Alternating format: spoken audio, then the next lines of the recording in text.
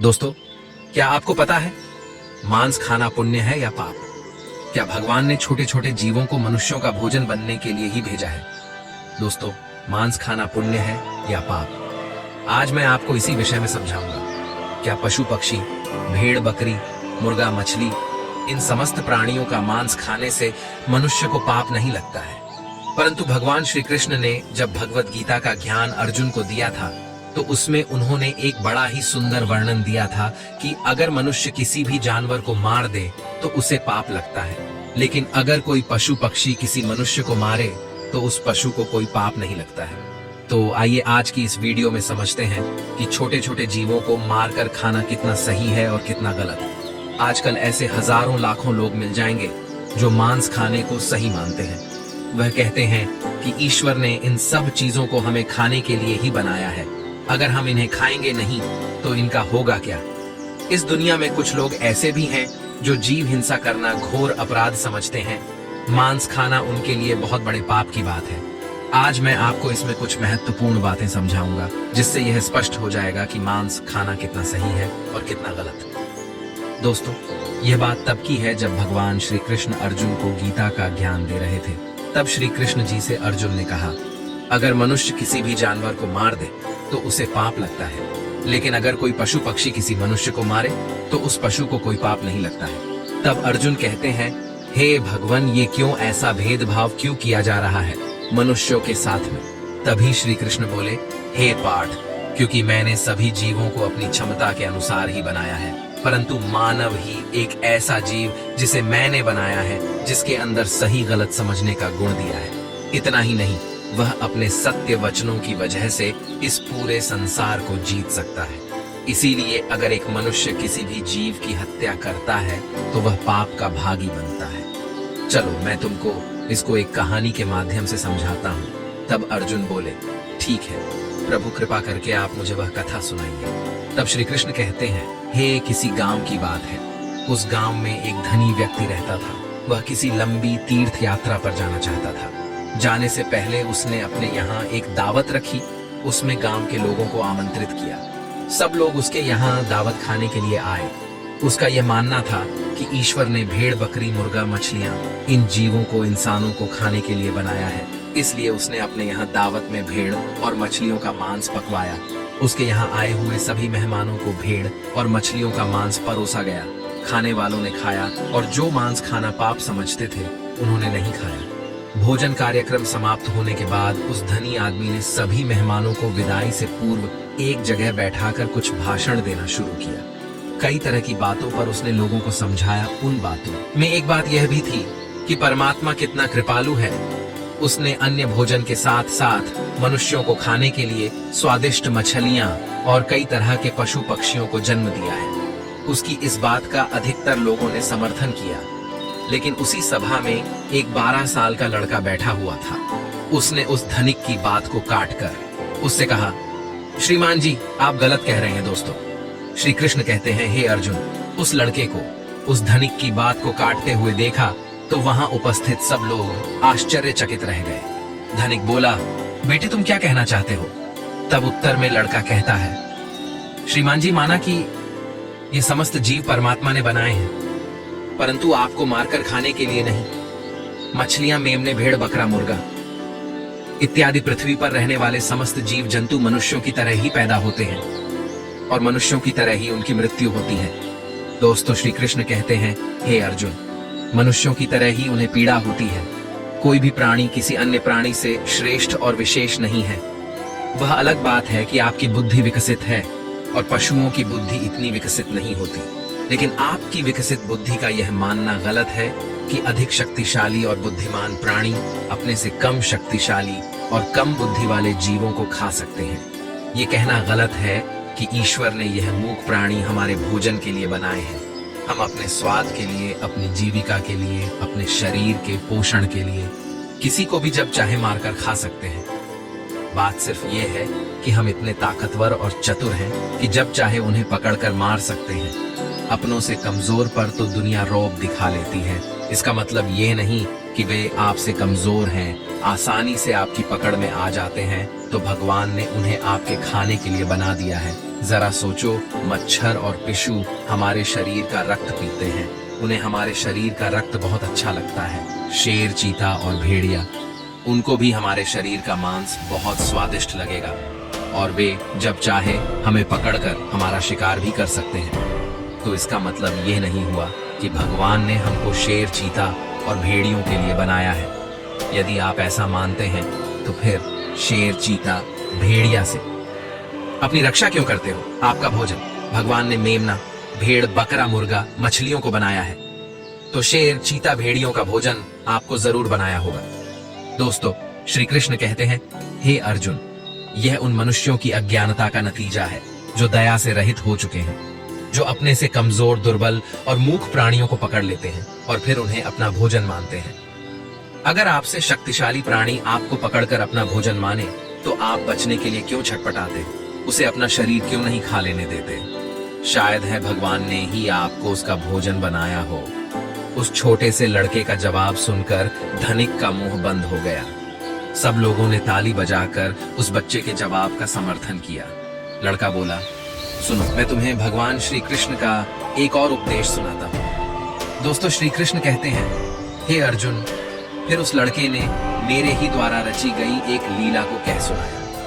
एक बार भगवान मुरली मनोहर एक पेड़ के नीचे बैठकर मुरली बजा रहे थे। तभी विपत्ति का मारा एक हिरण तेजी से भागता हुआ आया और भगवान श्री कृष्ण के पीछे छुप गया। वह मृग बहुत ही घबराया हुआ था। मृग को अत्यंत भयभीत देखकर भगवान ने मुरली बजाना बंद कर दिया और उस मृग से पूछने लगे, हे मृग, तुम इतने व्याकुल क्यों हो? तुम्हें क्या दुख है? किसके डर से तुम छुपने का प्रयास कर रहे हो?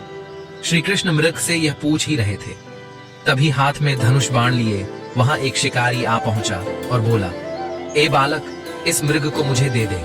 यह मेरा शिकार है। मैंने इसे आखेट बनाने के लिए काफी दूर से इसका पीछा किया है, इसलिए इस पर मेरा अधिकार है। शिकारी की बात का जवाब देते हुए भगवान श्री कृष्ण बोले, किसी भी जीव पर किसी का अधिकार नहीं होता।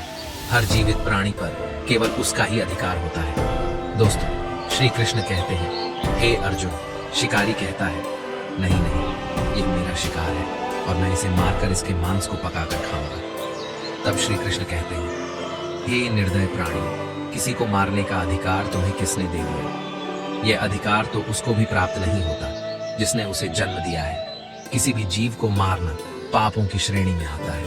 क्या तुम धर्म को नहीं मानते? तब शिकारी कहता है, मनमोहक बालक, मैं तेरे जितना ज्ञानी तो नहीं हूं, पर इतना जानता हूं कि मांस का भोजन करना पाप नहीं है। जीवों को मारकर मैं उन्हें त्रय योनि से आजाद करता हूँ। फिर आपको क्या आपत्ति है? वैसे भी कोई ना कोई इन्हें मारकर खा ही जाएगा।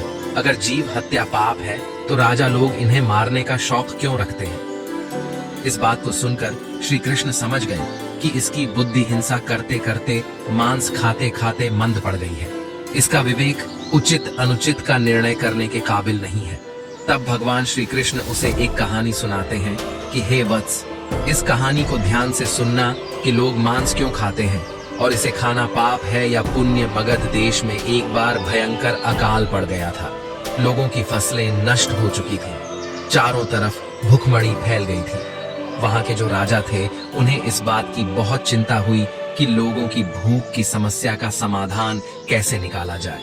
उन्होंने एक सभा लगाई और अपने सभासदों से पूछा कि लोगों को भोजन देने के लिए सबसे सस्ती वस्तु क्या रहेगी। राजा की बात सुनकर सभी सभासद सोच में पड़ गए कि इसका क्या उत्तर दिया जाए। गेहूं, चावल, आलू उगाने में बड़ी मेहनत लगती है। तब उस सभा में एक मांस खाने वाला व्यक्ति बैठा था। उसने सोचा कि मांस को भोजन में शामिल करने का यह अच्छा मौका है। यदि राजा की अनुमति मिल गई तो हम जीवों को मारकर अपना भोजन बना सकेंगे। मनमानी करेंगे, कोई रोक टोक भी नहीं होगी। उसने राजा को सुझाव दिया कि भूखमरी का संकट दूर करने के लिए मांस से सस्ता कोई विकल्प नहीं है।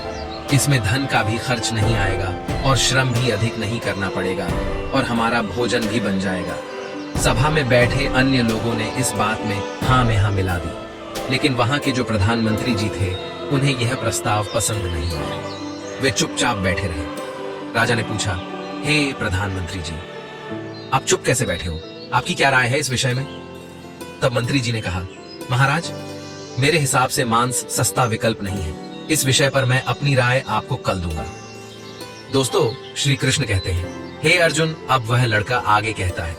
रात होने पर प्रधानमंत्री उसी शख्स के घर पहुंच गए जिसने मांस खाने का प्रस्ताव दिया था।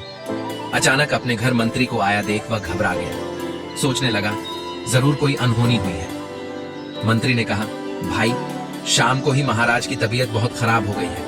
उन्हें किसी गहरी बीमारी ने घेर लिया है। राजवैद्य ने कहा है कि राजा साहब को अगर किसी बहादुर और हष्ट-पुष्ट इंसान का थोड़ा सा मांस मिल जाए तो वे ठीक हो सकते हैं। आप महाराज के बहुत विश्वास पात्र हैं, इसलिए मैं आपके पास आया हूँ। आप राजा को बचाने के लिए जरूर अपने शरीर से थोड़ा मांस निकाल कर दे सकते हैं। राजा साहब को भी यही उम्मीद है कि आप इस काम के लिए इनकार नहीं करेंगे। आप इसके बदले में जितना चाहे धन ले लें, पर थोड़ा सा मांस दे दें। लाओ, मैं तलवार से तुम्हारे शरीर से थोड़ा सा मांस निकाल लेता हूँ। दोस्तों, मंत्री की यह बात सुनकर वह आदमी सन्न रह गया। उसके चेहरे का रंग उड़ गया।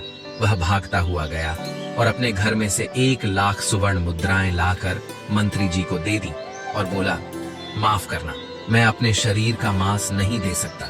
इसके बदले में आप यह पैसे ले जाइए और किसी और को यह पैसे देकर उससे मांस खरीद लीजिए। मित्रों, मंत्री जी बोले, नहीं भाई, राजा ने विशेष रूप से आपका ही मांस लाने को कहा है, क्योंकि आप बहुत तंदुरुस्त हैं। थोड़े से मांस में आपका कुछ नहीं बिगड़ेगा, पर राजा साहब की जान बच जाएगी। इसके लिए मैं तुम्हें राजा से बोलकर मंत्री पद भी दिलवा दूंगा। कृपया आप देरी ना करें, थोड़ा सा मांस निकाल कर दे दे। दोस्तों, श्री कृष्ण कहते हैं, हे अर्जुन, वह लड़का सभी को समझते हुए आगे बोला। वह शख्स मंत्री जी के पैरों में गिरकर बोला, मंत्री जी, मुझे माफ कर दो। इसके बदले में आपको अपना सब कुछ देने को तैयार हूँ, पर मैं अपने शरीर को काट कर मांस नहीं दे सकता। इतना कहकर वह वहां से भागने लगा। मंत्री जी बोले, आप भाग जाओगे, पर आपका परिवार तो यही रह जाएगा। उसने कहा, मंत्री जी, अपने प्राणों से बढ़कर कुछ नहीं है। जब मैं ही नहीं रहूंगा तो परिवार का क्या करूंगा? मंत्री ने कहा, आपको यहाँ से जाने की जरूरत नहीं है। तुम्हें मांस नहीं देना है तो मत दो, मैं किसी और के पास चला जाता हूँ। इतना कहकर मंत्री जी उससे 1,00,000 स्वर्ण मुद्रा लेकर चले गए। अब उसके जान में जान आई। दोस्तों, श्री कृष्ण कहते हैं, हे अर्जुन, लड़का आगे बोला। इस प्रकार प्रधानमंत्री एक एक करके सभी मंत्रियों के घर गए। सबसे थोड़े से मांस का आग्रह किया, पर सबने अपनी अपनी तिजोरियों से, किसी ने 1,00,000, किसी ने 2,00,000, किसी ने 10,00,000 स्वर्ण मुद्राएं तो दे दिए, पर अपने शरीर का मांस नहीं दिया। मंत्री जी उन पैसों को लेकर अपने घर चले आए। वह रकम करोड़ों में इकट्ठी हो चुकी थी। अगले दिन सारे मंत्री सुबह सुबह ही राजा के पास पहुंच गए कि देखें राजा साहब स्वस्थ हैं या नहीं। उधर प्रधानमंत्री जी भी उन सारे पैसों को लेकर राजा के पास पहुंचे और उन पैसों को राजा के सामने रख दिया। वे पैसे करोड़ों में थे। राजा ने पूछा, मंत्री जी, इतने पैसे किस लिए लाए हो? तब मंत्री जी ने पूरी कहानी सुनाई कि महाराज, मैंने झूठ मूठ का एक नाटक किया था। मैंने उन समस्त मंत्रियों से यह कहा कि राजा साहब की तबीयत बहुत खराब है, यदि उन्हें थोड़ा सा मनुष्य का मांस मिल जाए तो वे ठीक हो सकते हैं। महाराज, मंत्रियों ने मुझे इतने पैसे तो दे दिए, पर आपके उपचार के लिए अपने शरीर से थोड़ा सा मांस नहीं दिया। कल लोग सभा में मांस का भोजन बहुत सस्ता बता रहे थे। अब आप ही सोचिए कि जीवित प्राणी का मांस कितना सस्ता है और कितना महंगा, कि थोड़े से मांस के लिए करोड़ों रुपए देकर उन्होंने मांस देने से इनकार कर दिया। दोस्तों, श्री कृष्ण कहते हैं, हे अर्जुन, वह लड़का आगे कहता है।